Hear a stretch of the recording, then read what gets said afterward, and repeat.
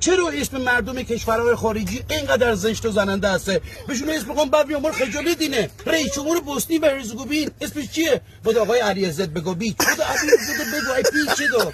رئیس جمهور اوکراین آقای بگایوف. شطرنج باز مدال بیته آقای کسپاروف. دروازه‌بان برزیل مارکوس، مدافع بارسلون بوسکس، دروازه‌بان آلمان اولیورکون، رئیس جمهور ایتالیا برلوسکونی.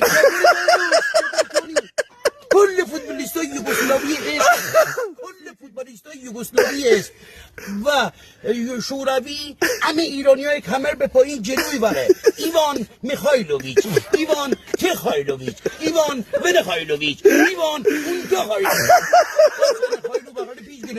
کل فوتبالیستای چین و کره و ژاپن ایرانیای کمر به پایین کنگ بره.